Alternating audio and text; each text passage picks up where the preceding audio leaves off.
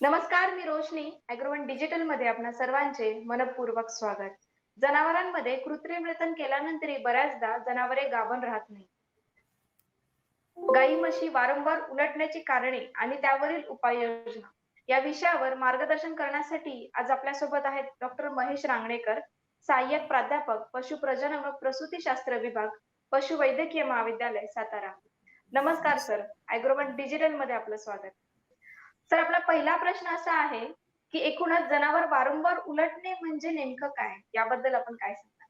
आता दुग्ध व्यवसायात आपण बघितलं तर गाई म्हशी दरवर्षी गाभण होणं आवश्यक असतं आणि या गाई म्हशींकडून दरवर्षी एक वासरू आपल्याला मिळणं आवश्यक असतं. पण पुष्कळदा असं दिसत नाही. काही वेळेला गाई म्हशी बाहेरून धष्टपुष्ट, सुदृढ, हेल्दी दिसतात, पण नियमित गाभण होत नाही आणि त्यामुळे पर्यायाने वासरे आपल्याला मिळत नाही आणि आपल्याला दूध मिळत नाही. आता गाई म्हशी मध्ये गर्भधारणा न होण्याची बरीच कारणं आहेत. ज्याला आम्ही वांसपणा म्हणतो. आता या वांसपणामध्ये 2 प्रकारचा वांसपणा असू शकतो. त्याच्यामध्ये एक कायमचा वांसपणा आहे आणि दुसरा तात्पुरता वांसपणा आहे. आता कायमच्या वांसपणामध्ये उपचार करून सुद्धा जनावर गाभण होत नाही किंवा उपचार करणं शक्य नसते किंवा करून त्याचा काही उपयोग पण होत नाही. आता तात्पुरता जो वांसपणा आहे, त्याच्यामध्ये बरीच कारणे आहेत. त्याच्यामध्ये माज न येणं किंवा माज न दिसणं, माज अस्पष्ट असणं, त्याच्यानंतर गर्भाशयामध्ये जंतूचा प्रभाव असणं, त्याच्यानंतर काही वेळेला गर्भाशयाचे किंवा बीजांडकोशाचे किंवा बीजवाहक जी प्रजनन नलिका असते, त्याचे आजार आपल्याला दिसतात. आता या सर्व कारणामध्ये किंवा रोगामुळे गाई म्हशी वारंवार उलटतात. आता हे सर्वात प्रमुख कारण आणि जास्त त्रासदायक शेतकऱ्यांसाठी पण आहे आणि पशुवैद्यकीय डॉक्टरना पण त्याचा त्रास होतो कारण याचं निदान करणं थोडंसं कठीण जातं. याचं मुख्य कारण म्हणजे या समस्येमध्ये जी व्याप्ती आहे किंवा त्याचं प्रमाण आहे हे इतर रोगांपेक्षा जास्त आहे. त्यानंतर वारंवार उलटण्याची जी काही कारणं आहेत, ती वेगवेगळी आहेत. त्यामुळे त्याचं निदान आणि उपचार करणं थोडंसं मगाशी मी जसं म्हटलं तसं कठीण आहे. पण योग्य व्यवस्थापन आणि तंत्रज्ञान वापरलं, तर यावर आपण मात करू शकतो. सर आपला यापुढील प्रश्न असा आहे, की पशुपालकांनी त्यांच्या गोठ्यातील गाई म्हशी वारंवार उलटतायत, हे कधी आणि कसं समजून घ्यावं?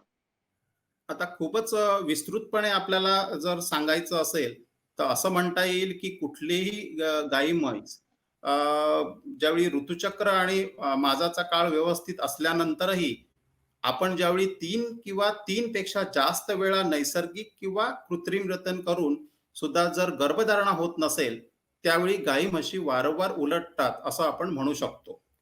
अशा म्हशींना किंवा गायींना पशुवैद्यकाकडून योग्य वेळी तपासणी करून घेण्याची आवश्यकता असते.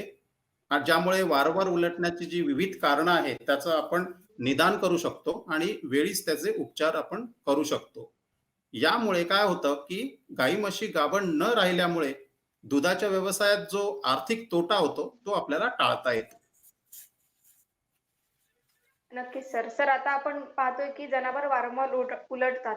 पण आपल्याकडील गाई म्हशींमध्ये ही समस्या जनावरे वारंवार उलटण्याची याचं काही प्रमाण आहे का? किंवा काही वयापर्यंत ही समस्या आढळून येते का?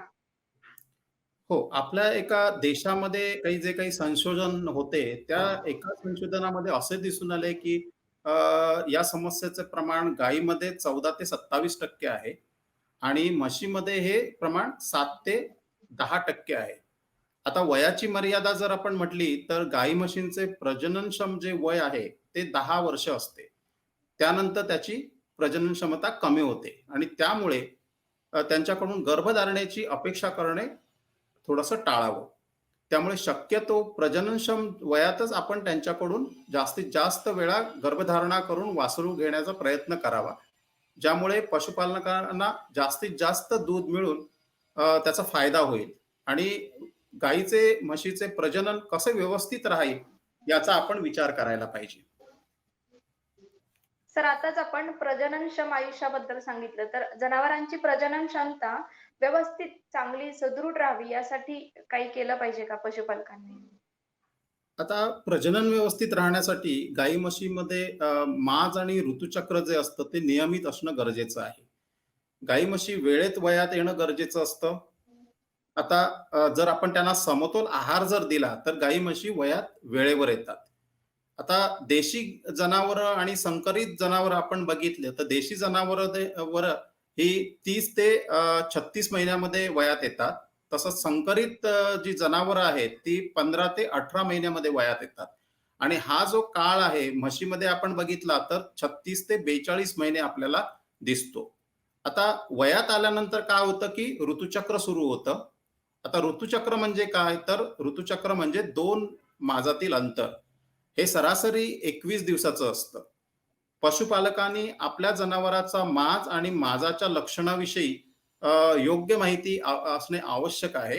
ज्यामुळे वेळेवर आपल्याला कृत्रिम रेतन करून गाई म्हशीमध्ये गर्भधारणेचं प्रमाण आपण वाढवू शकतो. नक्कीच सर. सर एकूणच जनावर वारंवार उलटण्याची नेमकी अशी कारणे कोणती आहेत? आता गाई म्हशीमध्ये वारंवार उलटण्याची बरीच कारणं आहेत. यामध्ये गाई म्हशीमध्ये कृत्रिम रेतनासाठी जे काही आपण वीर्य वापरतो, वळूचे वीर्य चांगल्या प्रतीचे जर नसलेस तर गाई म्हशी वारंवार उलटतात. त्याच्यानंतर गाई म्हशीचा जर माज आपण वेळेवर ओळखला नाही, तर गर्भधारणा होणार नाही. त्याचप्रमाणे कृत्रिम रेतनाचे तंत्र जे आपण राबवतो ते जर व्यवस्थित नसेल किंवा अयोग्य वेळी जर कृत्रिम रेतन केलं, तर जनावर गाभण होत नाही.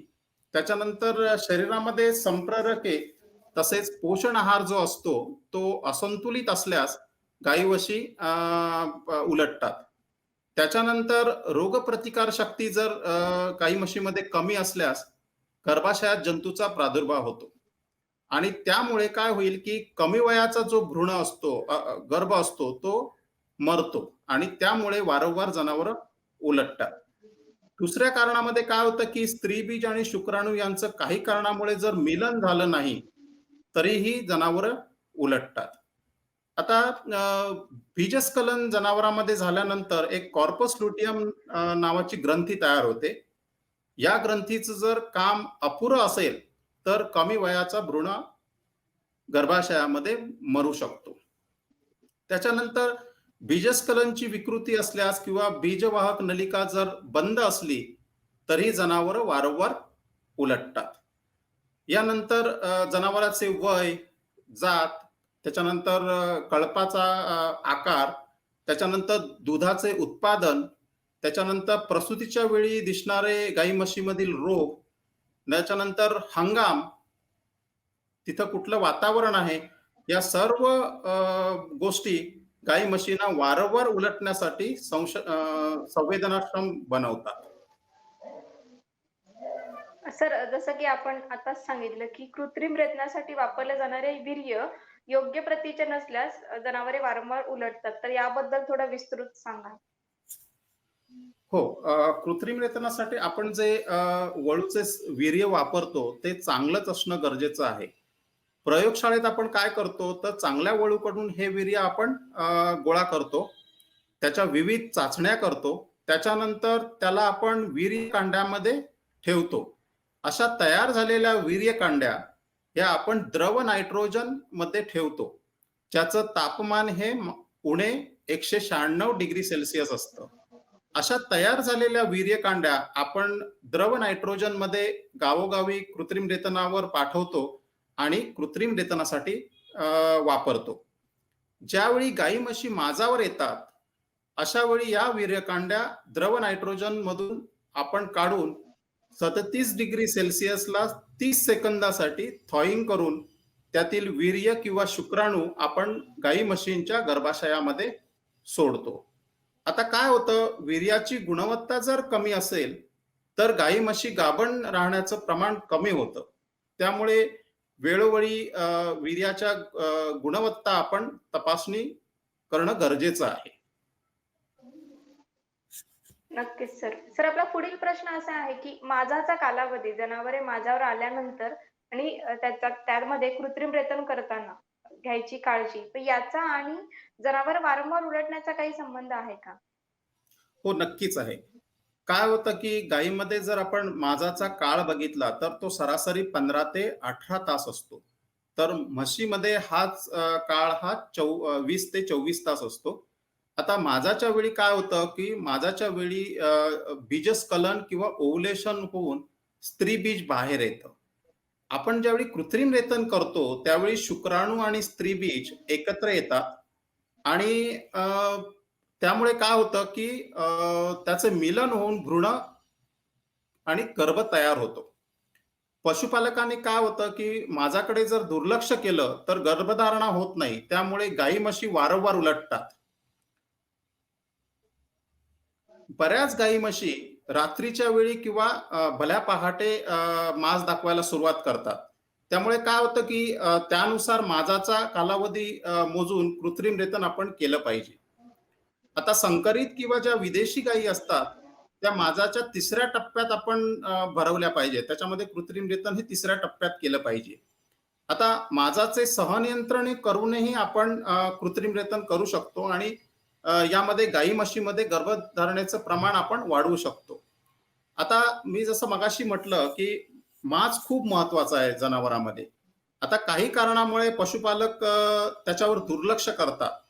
पण त्यांच्याकडे जर जर्सी किंवा एच-एफ जातीच्या जर गायी असतील आणि त्यांनी जर एक माज सोडला किंवा माझ्याकडे दुर्लक्ष केलं आणि त्या माझाच्या वेळी गर्भधारणा झाली नाही, तर तो माज सोडल्यामुळे एक 6,000 ते 10,000 एवढा आर्थिक तोटा त्यांना होऊ शकतो आणि ते टाळण्यासाठी अ, शेतकऱ्यांनी किंवा पशुपालकांनी माझ्याकडे दुर्लक्ष करणं टाळावं. नक्कीच सर. सर जनावरांनी मांस दाखवल्यानंतर कृत्रिम रेतनाची योग्य वेळ आणि कृत्रिम रेतन या तंत्रज्ञानाचा अयोग्य पद्धतीने केला जाणारा वापर यामुळेही काही वेळेस जनावरे उलटताना दिसतात. तर याबद्दल आपण काय सांगाल? साधारणपणे काय होतं, की गाई म्हशी माझावर आल्यावर आपण विशिष्ट नियम वापरून आपण कृत्रिम रेतन करतो. याला आम्ही एएम-पीएम हा रूल किंवा नियम म्हणतो. काही वेळेला उशिरा स्त्रीबीज निघण्याची शक्यता समजून 1 दिवस अंतर ठेवून पण कृत्रिम रेतन केलं जातं. अयोग्य वेळी जर कृत्रिम रेतन केलं किंवा चुकीच्या पद्धतीने जर कृत्रिम रेतन केलं, तर गर्भधारणेचं प्रमाण खूप कमी होतं आणि जनावरं वारंवार उलटतात. आता गाई म्हशीमध्ये कृत्रिम रेतन करताना गर्भाशयाची काळजीपूर्वक हाताळणी केली पाहिजे. तसंच प्रजननासाठी योग्य नसलेल्या गाई म्हशीमध्ये कृत्रिम मुळीच करू नये. कारण त्यामुळे जे आपण वीर्यकांडी वापरतो ती फुकट जाते आणि जनावर गाभण पण होत नाही. आता कृत्रिम रेतनानंतर 2 महिन्यांनी गाई म्हशींची तपासणी करून घ्यावी, जेणेकरून जर गाई म्हशी जर गाभण नसतील, तर त्याचे आपण उपचार करू शकतो. नक्कीच सर. सर गाई म्हशींच्या ओव्ह्युलेशनमध्ये विकृती असल्यास त्याचा जनावरांच्या प्रजननावरती परिणाम झालेला दिसून येतो. तर याबद्दल आपण काय सांगाल? आता बीजस्खलन किंवा ओव्हुलेशन जे आपण म्हणतो, ते ते म्हणजे काय, की बीजांडकोशातून स्त्रीबीज बाहेर येणं. आता गाई म्हशीमध्ये ज्यावेळी बीजस्खलन होते, हे मास संपल्यानंतर एक साधारण 10 ते 14 तासानंतर होते. आता याच्यामध्ये 2 प्रकारच्या विकृती आपल्याला दिसतात.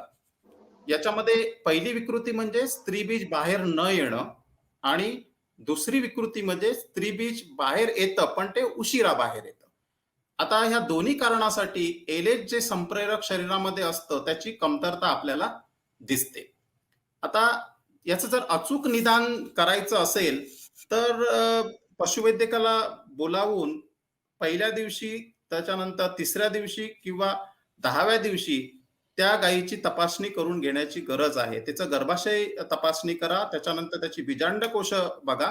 आता ज्यावेळी गाय किंवा म्हैस माजावर असते, त्यावेळी त्याच्या बीजांडकोशामध्ये अशा अशा ग्रंथी दिसतात, फॉलिकल दिसतात. आणि ज्यावेळी ओव्हुलेशन होतं, बीजस्खलन होतं, त्यावेळी ही ग्रंथी ही फॉलिकल फुटते आणि याच्यातून स्त्री बीज बाहेर येतं आणि ही प्रजनन नलिकेत प्रवेश करतं. आणि ज्यावेळी आपण कृत्रिम रेतन करतो, त्यावेळी शुक्राणू आणि स्त्री बीज एकत्र येऊन त्याचा भ्रूण किंवा गर्भ तयार होतो आणि तो प्रजनन नलिकेमधून त्याचे प्रजननलिकेमधून बाहेर पडून ते गर्भाशयामध्ये जातं आणि गर्भाशयामध्ये जाऊन ते चांगल्या ठिकाणी ते स्थिरावतं किंवा चिकटतं आणि त्यानंतर ते जो काही गाभण काळ आहे, जसं गायीमध्ये 9 महिने आणि 9 दिवस आहे किंवा म्हशीमध्ये 10 महिने 10 दिवस आहे. अशा काळासाठी तो जाऊन तिथं थांबतो आणि नंतर प्रसूतीनंतर बाहेर येतो. आता जसं मी म्हटलं, की बीजांडकोशामध्ये अशा प्रकारची ग्रंथी तयार होतात. त्याच्याबरोबर काही वेळेला जर विकृती असेल, तर त्या फॉलिकलमध्ये पाणीही तयार होतं, ज्याला आम्ही सिस्ट म्हणतो आणि त्याचे उपचार करणं गरजेचं असतं. सर आपल्याकडे काही पी-पी-टीज आहेत, तर तुम्ही त्याही दाखवून बोलू शकता. आता काही वेळेला काय होतं, की जर बीजांडकोशात जर पाणी भरलं असेल, सिस्ट तयार झालेलं असेल, तर गायींचा असा आकार तयार होतो, ज्याच्यामध्ये अ, जे शेपटीचा भाग आहे, तो उचलला जातो आणि त्यामुळे आपण त्याचं निदान करू शकतो, की ही बीजांडकोशावरची असलेली विकृती आहे. सर बऱ्याचदा गाभण किंवा गाई म्हशींमध्ये गर्भाशयाला संक्रमण झालेलं दिसून येतं. तर गर्भाशयाला कोणतंही संक्रमण झालेलं असल्यास त्याचा जनावरे वारंवार उलटण्यावरती काही परिणाम दिसून येतो का? याबद्दल आपण काय सांगाल? आता गर्भाशयात रोगाचे संक्रमण जर दिसलं, तर यामध्ये 2 शक्यता असतात. यामध्ये पहिली शक्यतामध्ये रोगाचे किंवा जंतूचे संक्रमण जर झाले, तर मांस दिसत नाही. यामध्ये पुयुक्त घाण गर्भाशयामध्ये साठते आणि जनावर मांस दाखवत नाही. आता दुसऱ्या एका प्रकारामध्ये अ, गर्भाशयात जंतूचे संक्रमण दिसते, पण त्याची लक्षणं दिसत नाहीत. आणि त्यामुळे हा प्रकार एवढा घातक आहे, कारण त्याचं आपण निदान करू शकत नाही आणि त्याचा त्रास होतो. आता पशुपालकांनी पशुवैद्यकाच्या सल्ल्यानुसार गर्भाशयातील स्त्रावाची योग्य प्रयोगशाळेत तपासणी करून घ्यायला पाहिजे आणि त्या समस्येसाठी बाजारात बऱ्याच प्रकारची प्रतिजैवके किंवा गर्भाशयाची प्रतिकार क्षमता वाढवण्यासाठी औषधे उपलब्ध आहेत. पण ती पशुवैद्यकाच्या सल्ल्यानुसारच वापरली गेली पाहिजेत. नक्कीच सर. सर स्त्री बीजवाहक नलिकेला संक्रमण झाल्यानंतर जनावरे वारंवार उलटण्याची निदर्शनास येतं का? याबद्दल आपण काय सांगणार? हो, जंतूचे जसं गर्भाशयामध्ये संक्रमण होतं, तसं जी प्रजनन नलिका आहे किंवा स्त्रीबीज वाहक नलिका आहे, त्याच्यामध्ये पण संक्रमण होऊ शकतं. यामुळे नलिका बंद होऊ शकते किंवा स्त्रीबीज आणि शुक्राणूंची वाहतूक जी होते, ती होत नाही. यामुळे काय होतं, की गर्भ तयार होत नाही आणि कमी वयाचा भ्रूण किंवा गर्भ पण मरू शकतो. आणि जनावर वारंवार उलटते आणि गर्भधारणा होत नाही. नक्कीच सर. सर आपला पुढील प्रश्न असा आहे, की जनावरांमधील प्रजनन चक्र सुरळीत राहण्यासाठी संप्रेरकांचा महत्त्वाचा रोल असतो. तर गाई म्हशींमधील प्रोजेस्टेरॉन या संप्रेरकाचा जनावरे वारंवार उलटण्याशी काही संबंध आहे का? हो, नक्कीच आहे. आता जसं मी मगाशी म्हटलं, की गाई म्हशीमध्ये बीजस्खलन झाल्यानंतर कॉर्पस लुटियम नावाची एक ग्रंथी तयार होते. आता ही ग्रंथी प्रोजेस्टेरॉन नावाचं संप्रेरक तयार करते, जे गाभण काळात गर्भाची वाढ करण्यास मदत करते. या ग्रंथीचे जर काम अपुरे असल्यास प्रोजेस्टेरॉन संप्रेरकाची कमतरता भासते आणि यामुळे कमी वयाचा भ्रूण मरू शकतो. आता कमी वयाचा भ्रूण जर किंवा गर्भ मरण पावला, तर गाई म्हशी वारंवार उलटतात. नक्कीच सर. सर आतापर्यंत आपण जनावर वारंवार उलटण्याची कारणे पाहिली. पण या सर्व कारणांवरती काही उपचार आहेत का? याबद्दल आपण काय सांगाल? अ, उपचार आहेत, नक्कीच आहेत. अ, पहिलं म्हणजे पशुपालकांनी आपल्या जनावराचं व्यवस्थित निरीक्षण केलं पाहिजे आणि ज्यावेळी त्यांना वाटतं, की आपली गाई-म्हशी उलटतात, त्यावेळी पशुवैद्यकाला वेळीच बोलावून त्याचं निदान करून घेतलं पाहिजे आणि त्याचे उपचार केले पाहिजेत. आता पशुपालकाने गाई म्हशीच्या माझाकडे मुळीच दुर्लक्ष करायचं नाही. त्याच्यानंतर माझाचं निरीक्षण करून योग्य वेळी त्यांना पशुवैद्यकाला बोलवून त्याचं कृत्रिम रेतन करून घ्यावं. आहारातील काही उणिवा असतील, तर त्या कमी करण्यासाठी प्रयत्न करावा. चांगला पोषक आहार द्यावा. त्याच्यानंतर उपचारासाठी जो पशुवैद्यकांनी सल्ला दिलेला आहे, तो पाळावा. औषधे चुकवू नये आणि कृत्रिम रेतन झाल्यानंतर पशुपालकांनी पशुवैद्यकाकडून गाई म्हशींची 2 महिन्यानंतर गाभण तपासणी करणं गरजेचं आहे.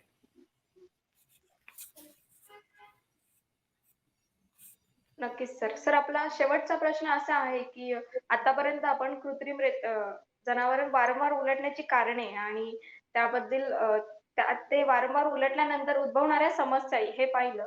पण जाता-जाता आपल्या पशुपालकांना याबद्दल आपण काय संदेश देऊ इच्छिता?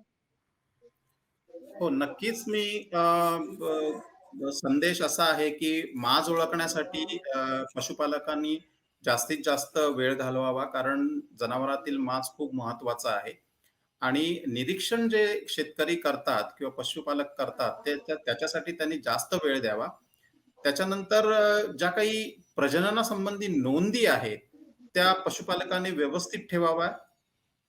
त्या त्या नोंदीमध्ये बऱ्याच गोष्टी येतात, ज्याच्यामध्ये कालवडीची जन्मतारीख त्यांनी लिहून ठेवली पाहिजे. त्याच्यानंतर जन्मतः त्या कालवडीचं वजन किती होतं, त्याच्यानंतर प्रथम माजाची नोंद केली पाहिजे. त्याच्यानंतर जंत निर्मूलन कधी केले आहे, लसीकरण कधी केलेलं आहे.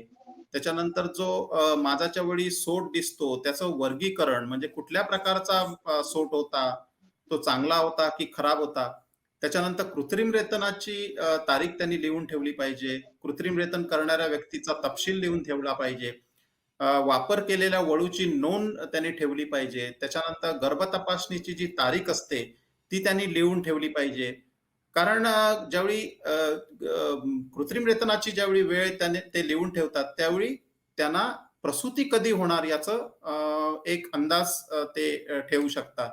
त्याच्यानंतर त्या गाई म्हशीमध्ये गाभण काळ किती होता? त्यानंतर विड्याची तारीख काय असेल?